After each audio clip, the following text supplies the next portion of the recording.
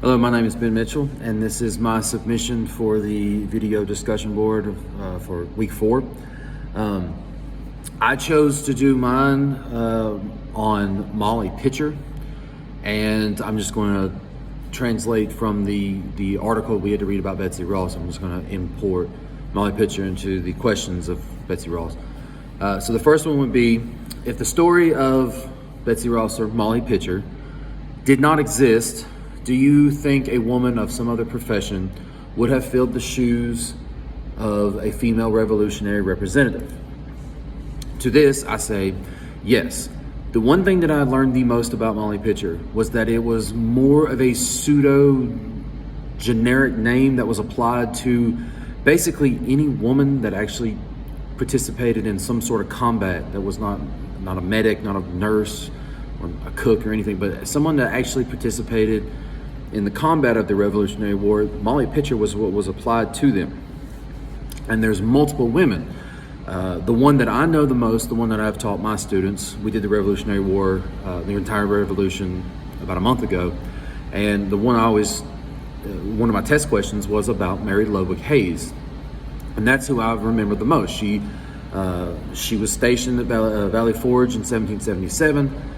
She was present at the Battle of Monmouth. Her husband was the one that loaded the cannons and swabbed the cannons and such. She was a water carrier, which is where the name Pitcher comes from.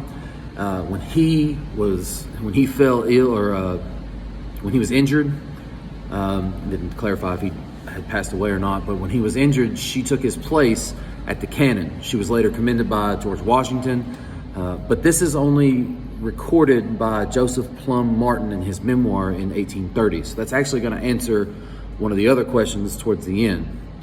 There's other women. Margaret Corbin, who was at the Battle of Manhattan, helped defend Fort Washington. She received an annual pension of $50 by the state of Pennsylvania for her heroism in battle from 1779.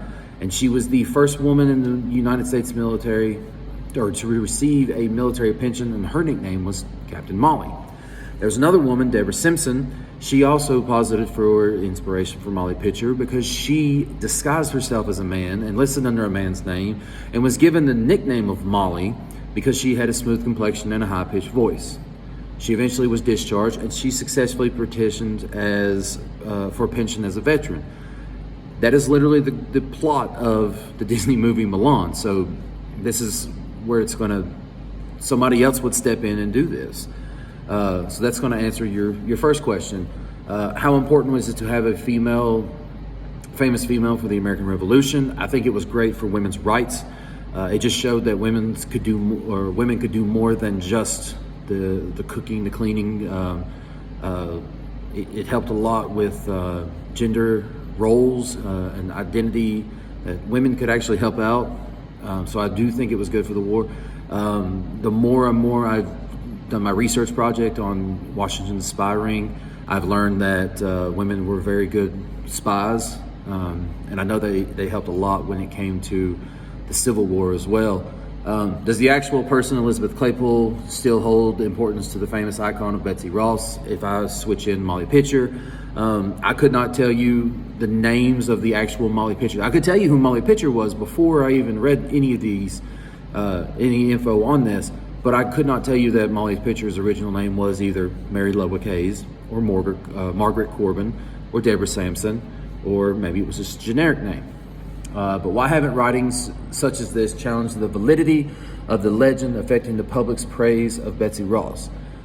The difference between this and Betsy Ross, that was a family claim. With Molly Pitcher, these women were actually commissioned and given pensions. So their names are written down in the annals of history as enlisted soldiers. Margaret Corbin and Deborah Sampson both got military pensions. I have in my textbook that I use for my students that Mary Lowwick Hayes also received a pension. So these are actually valid claims to their contributions to the American Revolutionary War.